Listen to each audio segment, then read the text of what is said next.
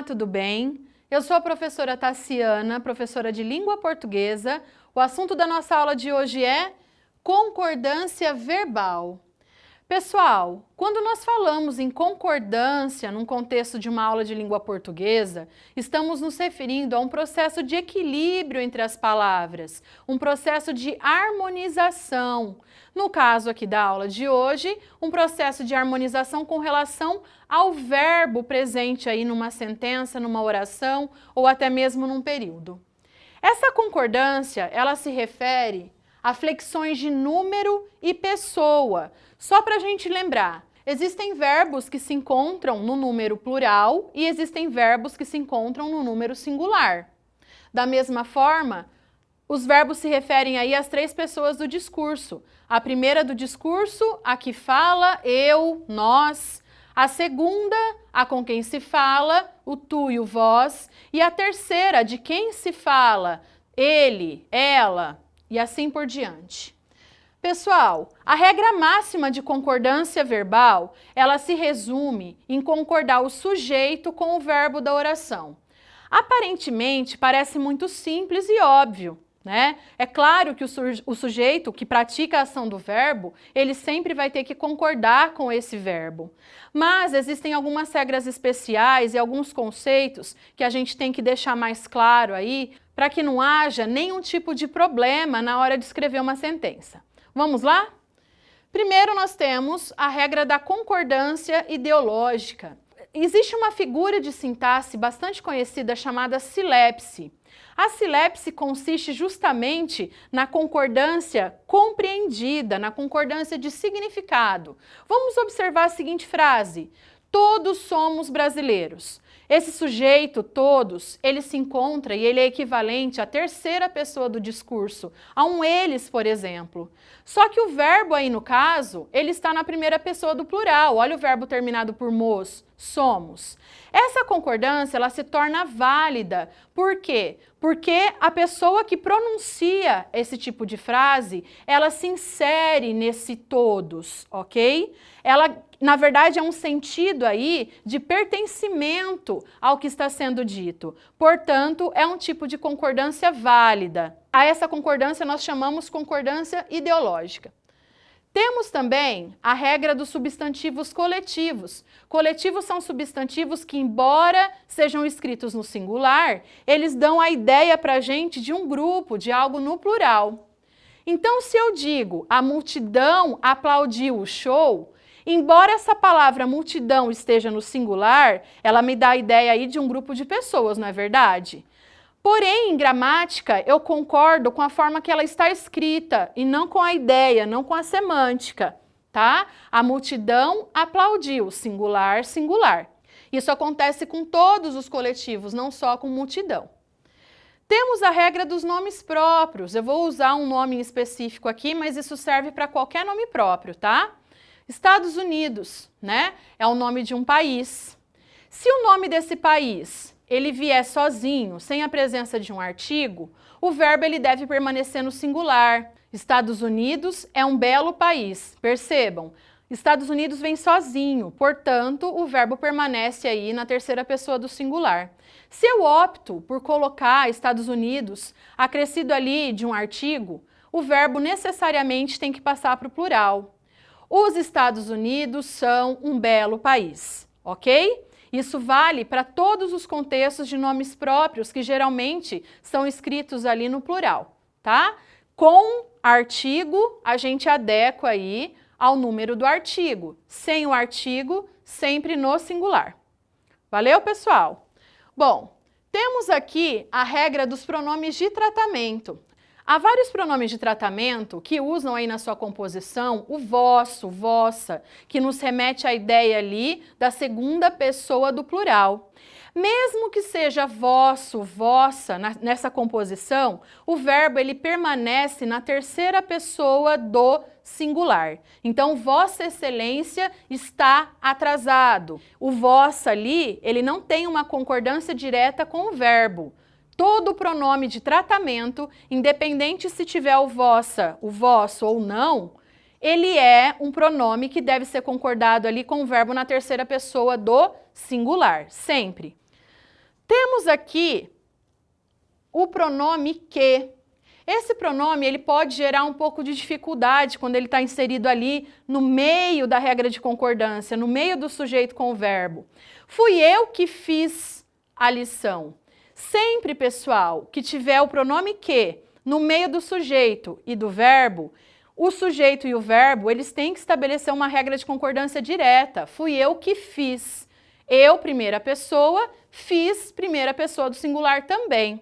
O pronome quem, ele também pode estar ali no meio do sujeito e do verbo, ok? Só que ele é um pouco mais permissivo.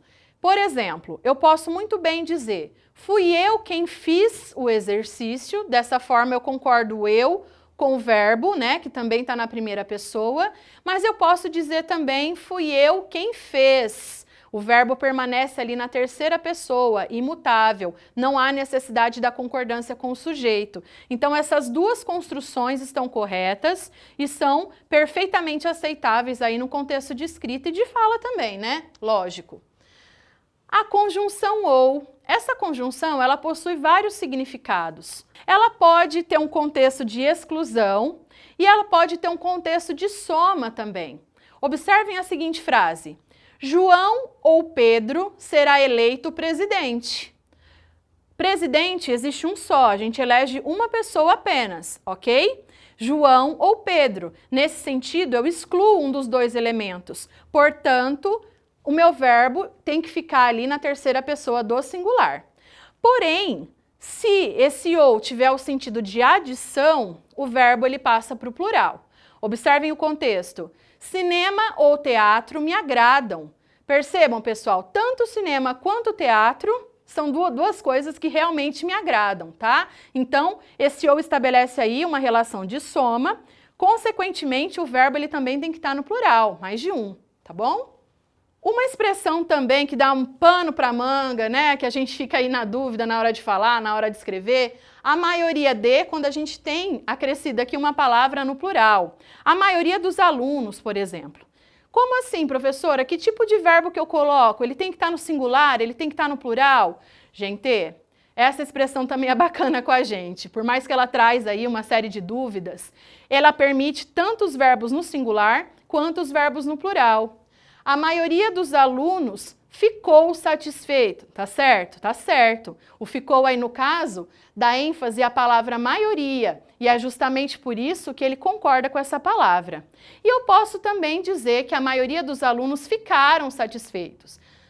Olha só, nesse caso eu concordo com o nome que está no plural. Eu dou ênfase, no exemplo que eu dei para vocês, na palavra alunos, ok? Verbos impessoais. O que quer dizer isso, Tassiana? Impessoal. Impessoal, falta de pessoa, falta de conjugação do eu, tu, ele, nós, vós, eles. Verbos impessoais são aqueles que existem apenas na terceira pessoa do singular. Vamos lá. Geralmente esses verbos, eles estão acrescidos aí à noção de tempo. Verbos que indicam fenômeno da natureza, choveu, nevou, trovejou. A não ser que esse verbo tenha aí um sentido figurado. Por exemplo, chovem papéis picados. A gente sabe que nesse caso o verbo ele não adquire aí a noção de fenômeno da natureza, né? Papel picado não chove, não é um fenômeno natural, tá? Nesse caso, a concordância ela é admitida.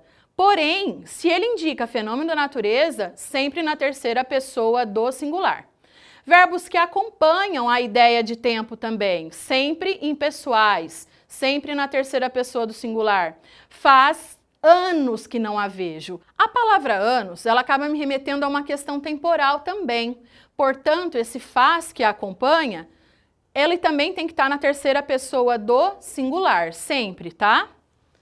Outro caso bastante recorrente de impessoalidade do verbo é quando o haver, ele possui o sentido de existir. Há pessoas na sala, independente se a palavra que vem depois do verbo haver, ela estiver no singular ou no plural, esse verbo ele permanece ali imutável, tá? Ele permanece sempre na terceira pessoa do singular. Temos também a concordância do verbo quando ele aparece ali juntinho com a partícula ser ou o pronome ser. Essa concordância, ela é um pouco mais dificultosa, por quê? Porque a gente tem que levar em consideração as regras de transitividade verbal. verbos transitivos diretos mais o C concordam com o elemento que vem posteriormente a eles. Por exemplo, vendem-se casas. Casas está no plural, portanto o verbo também no plural, porque casas exerce função de sujeito. Da mesma forma, vende-se casa. Casa no singular, verbo também no singular. Por quê? Porque dá para eu inverter essa construção. Casa é vendida. E claramente casa e casas ali nesse contexto acaba exercendo função aí de sujeito da oração. Bom, depois temos casos em que o verbo é transitivo indireto. Nesse caso, o que vem depois desse verbo não exerce função sintática de sujeito.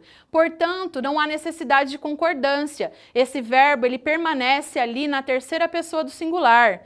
Precisa-se de bons alunos. Como eu sei que esse verbo é transitivo indireto? Olha a preposiçãozinha de ali, depois da partícula C, ok? Da partícula de indeterminação desse sujeito. Tá? Então, quando o verbo for transitivo indireto, ele permanece sempre na terceira pessoa do singular, independente do que vem depois dele, se está no plural ou no singular. Da mesma forma, acontece quando o meu verbo é intransitivo, ok? É aquele verbo que não precisa de complemento. Vive-se bem aqui. Bem é, na verdade, um adjunto adverbial de modo. Adjunto adverbial não complementa verbo. Isso significa que o verbo se basta, ele não precisa de nada que o complemente, de nada que complemente o seu sentido, tá? Então, nesse caso do verbo intransitivo, o que está depois também não pode exercer função sintática de sujeito. Se não pode exercer função sintática de sujeito, esse verbo ele permanece na terceira pessoa do singular também, de forma impessoal.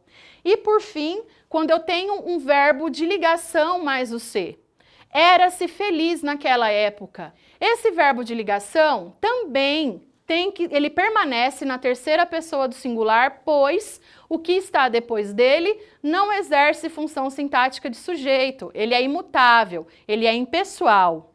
Bom, vimos então nessa aula quais eram as principais regras de concordância verbal, vimos como se dá esse processo de harmonização, esse processo de equilíbrio, a regra máxima, o sujeito concorda com o verbo, mas temos aí construções especiais que permitem uma reflexão maior da língua. E é isso aí, pessoal. Muito obrigada, até uma próxima, valeu!